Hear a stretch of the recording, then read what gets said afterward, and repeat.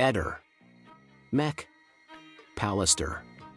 La mattina del 14 dicembre, come ormai tutti sappiamo, Liliana dirà di dover andare al centro Wind. La cosa sospetta è che non ha detto a Claudio questo il giorno prima. Evidentemente ha ricevuto questa informazione quella stessa mattina. Io ho sempre sostenuto che Sebastiano, prima di uscire, cosa che farà poco prima delle 8, abbia detto a Liliana ci vediamo in centro verso la Wind. Ed effettivamente è lo stesso Sebastiano a dirci che ha detto che sarebbe andato in centro. La cosa strana è che però lui in realtà non va in centro subito, perché prima va a Opicina e Cattinara, ma poi va in centro. E allora, dopo aver visto questa super imbarcazione con 3 alberi che secondo Sterpin nasconde una base NATO, partiamo proprio da questo aspetto misterioso della vicenda. La mattina ci siamo alzati, lei si è alzata prima perché ha fatto il bucato e poi ha messo a asciugare. Dopodiché mi ha chiamato che era pronta la colazione, mi sono alzato e praticamente abbiamo fatto colazione. Dopodiché ho detto che avevo intenzione di andare giù in città, ho detto che avevo intenzione di andare giù in città, ho detto che avevo intenzione di andare giù in città, ho detto che avevo intenzione di andare giù in città, volevo provare una GoPro. Sono andato in città, ho tirato fuori la bici dalla macchina, ho fatto un po' di costiera, sono andato su tutto questo altopiano carsico, è fantastico. Sì. Poi sono tornato giù in bicicletta qua in casa, perché qua sopra da noi, giù c'è la città e qua sopra c'è l'altopiano carsico. Sono venuto qua, mangio qualcosa, vado giù in città che avevo parcheggiato la macchina vicino Barcola, praticamente metto la bici dentro e vengo a casa. Chi si è abituato al Sebastiano titubante dovrebbe rivederlo in azione il 22 dicembre, frasi fluide e decise, proprio un'altra persona sotto tutti i punti di vista, e ci dà questa informazione. Ha detto che sarebbe andato giù in centro a Liliana e probabilmente ha semplicemente aggiunto una ragione per la quale avrebbero dovuto vedersi dalle parti della Wind, e lì poi è successo quello che è successo. È lo stesso Sebastiano a dircelo. E siamo qui a Barcola perché c'è anche il mistero di dove Sebastiano abbia posteggiato quel giorno l'auto. Fuori dall'egregio studio laboratorio di via Casimiro Donadoni è molto difficile trovare il posteggio e io stesso 2 volte ho dovuto posteggiare in doppia fila, per cui è un po' più difficile che l'abbia lasciata lì. Invece, come ci dice lui, può tranquillamente averla lasciata a Barcola. E qui siamo proprio a Barcola, e questo è un punto strategico perché, come già vi avevo detto nel video girato a gennaio-febbraio 22 a Trieste, da qua si può arrivare, o qui si può arrivare con facilità da piazzale Gioberti, essendo i 2 posti direttamente collegati da questo autobus di linea che vedete passare adesso. C'è però da fare una considerazione: se Sebastiano non ha detto di andare alla Wind a Liliana il giorno prima in modo tale che non lo sapesse nessuno, ha rischiato tantissimo che Liliana alle 8:22 lo dicesse a Claudio. Come mai è accaduto ciò? Forse Sebastiano non pensava che quella mattina lei e Claudio si sarebbero sentiti? È probabile che Sebastiano l'abbia messa giù in modo tale che Liliana non si è sentita di parlarne con Claudio Sterpin, quantomeno subito, perché poi in realtà lui ha detto dopo ne parliamo.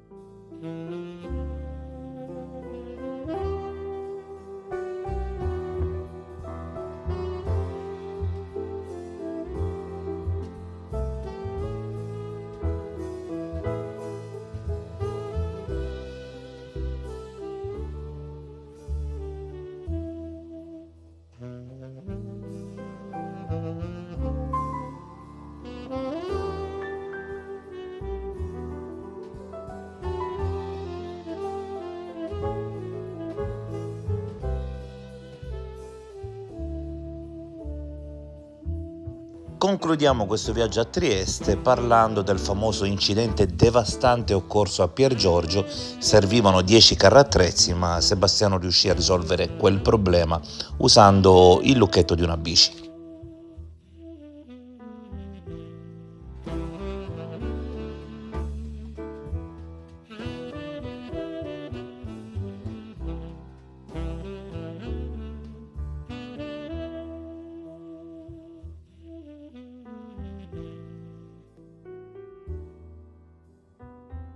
Come vedete la distanza non è indifferente, ci vogliono ben 33 minuti per percorrere i 37 chilometri che separano Sebastiano Visintin dal figlio e riuscire così a salvarlo da questa voragine che lo ha inghiottito dalle parti del lago di Doberdò.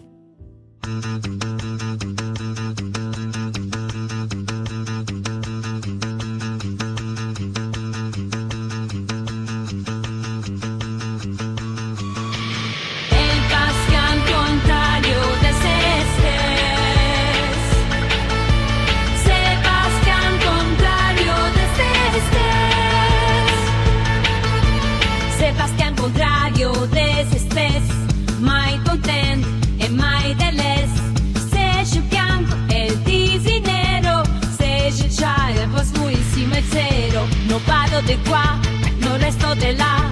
Se troppo freddo, se troppo calor. No bevo fin, ma l'acqua me fa. E dopo me l'agno che coma de cor. El Bastian contrario de Sestes.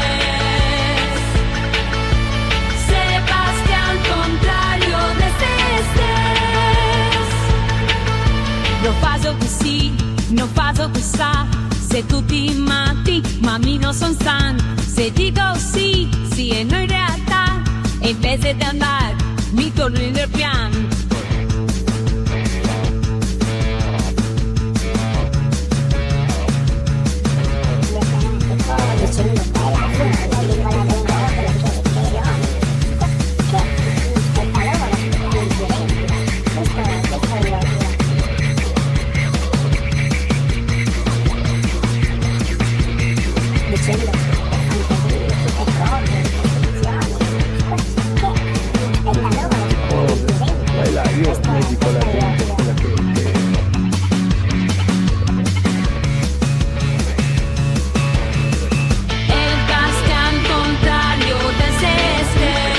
Assolutamente no. Sebastián contrario de Sestes. Assolutamente no. Mentre vediamo i momenti più importanti del nostro avvicinamento a Doberdò, facciamo un attimo il punto delle indagini. La riapertura dell'indagine con l'ipotesi di omicidio volontario ha riportato al centro il perimetro tecnico-scientifico.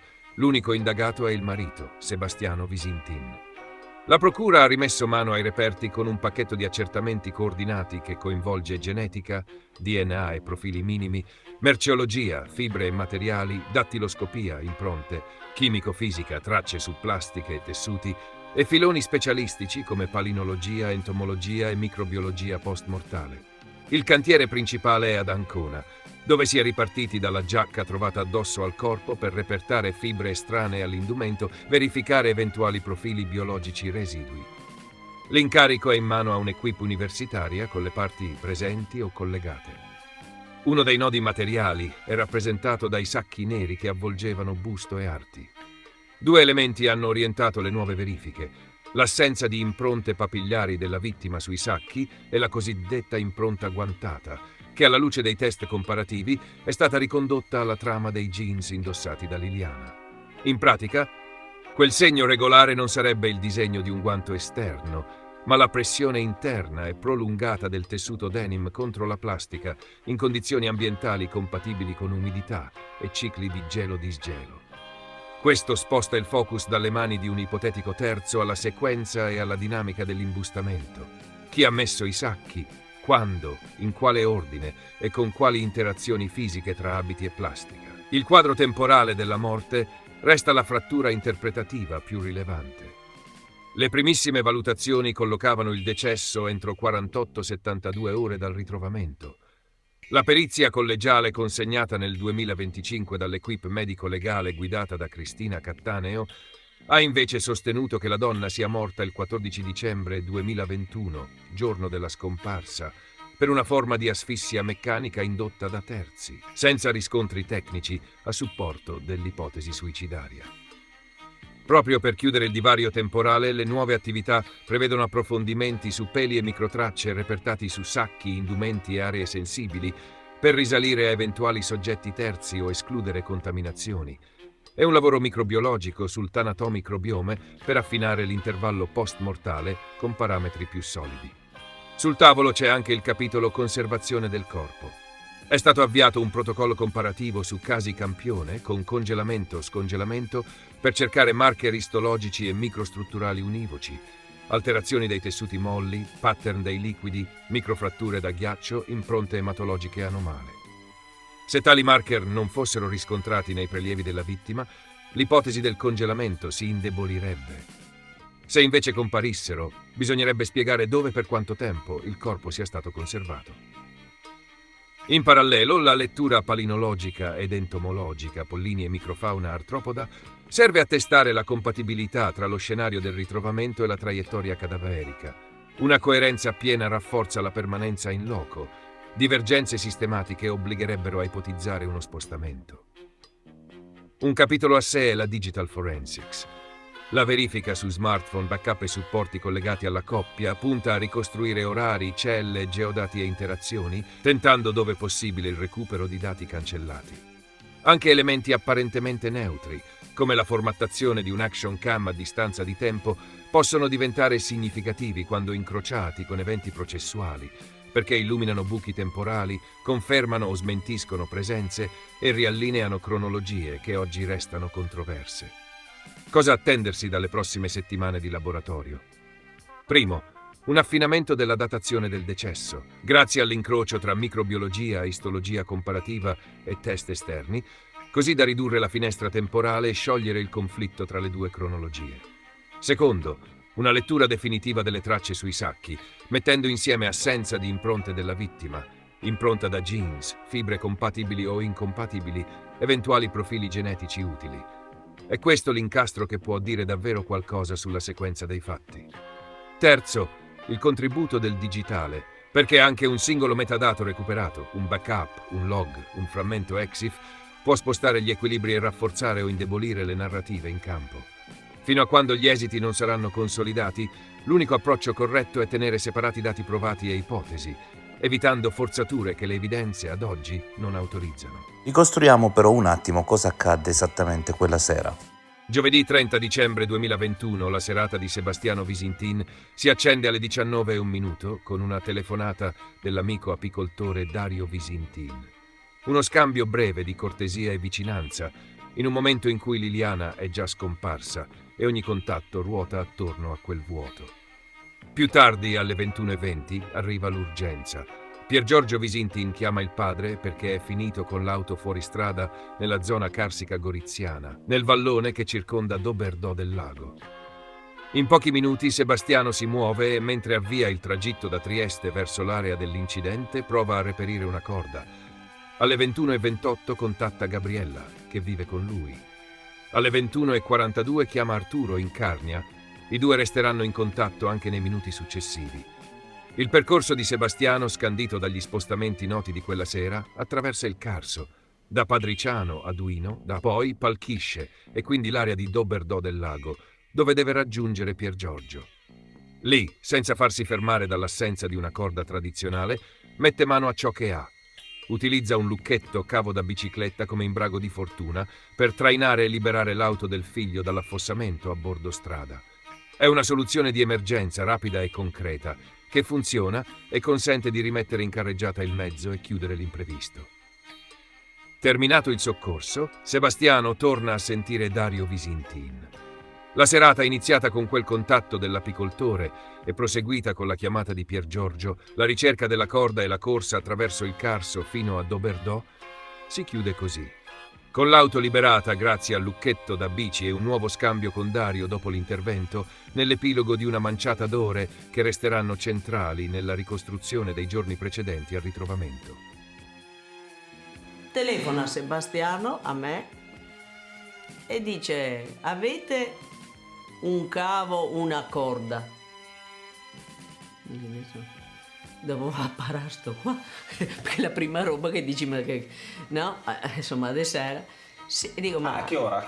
esattamente non lo so, io credo intorno Dopo alle le 9 di sera. No, però Vabbè, era già buio comunque. sì, e gli dico siamo proprio già.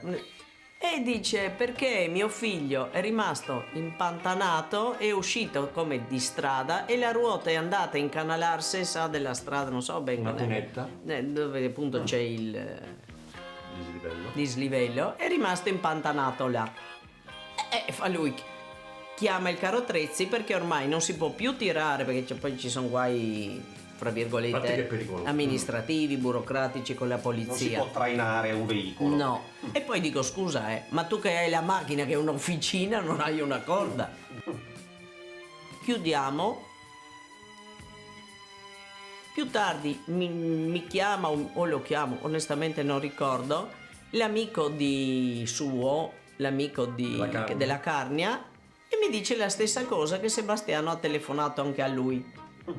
Che poi, onestamente, col senno di poi, tipo il giorno dopo, mi chiede: ma cosa telefona ancora a me, perché siamo qua, magari dici andiamo insieme. Ma quello della Carnia cosa può fare? È lontano geograficamente. Ma poi dico, lui mi dice che questo è successo sul vallone di Gorizia.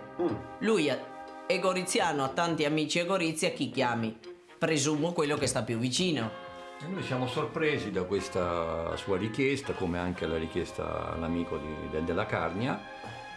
E sembrava, non so, come se lui avesse voluto dire a noi che quella sera lui sarebbe uscito evidentemente dalla sua abitazione, che non fosse in zona, non so. Comunque ha un impegno il 30 di dicembre, sì, al buio della sera, di sera, no? certo. Con il figlio. Esatto, evidentemente con il figlio. No, poi evidentemente lo dice con il figlio, perché il figlio è andato fuori strada. Lui dice proprio questo. Come vedete, chiaramente un posto molto buio dove non si può nemmeno finire giù con la macchina perché non c'è la possibilità di scendere, oppure si scende del tutto e si cappotta, non c'è la via di mezzo. È un momento determinante, perché se davvero il corpo di Diana nell'ex OPP è stato messo poco prima del ritrovamento e quindi non è stato già dal 14, significa che questa sera avviene lo spostamento. Oltretutto, da queste ore in poi il cane di Nadia Belen inizierà a fiutare qualcosa di sospetto nel parco. Abbiamo effettuato il tragitto da via Verrocchio numero 2 fino al punto in cui Pier Giorgio si impantana o si autodistrugge con l'auto in circa 33 minuti e abbiamo percorso, come detto, 37 km. È assolutamente assurdo il fatto che Sebastiano si senta però 2 volte con Dario Visintin quel giorno e non chieda a lui di avvicinarsi, lui che rispetto al punto dell'incidente si trova solo a 13 minuti e a 10 km di distanza, quindi 1/3 della distanza di Sebastiano.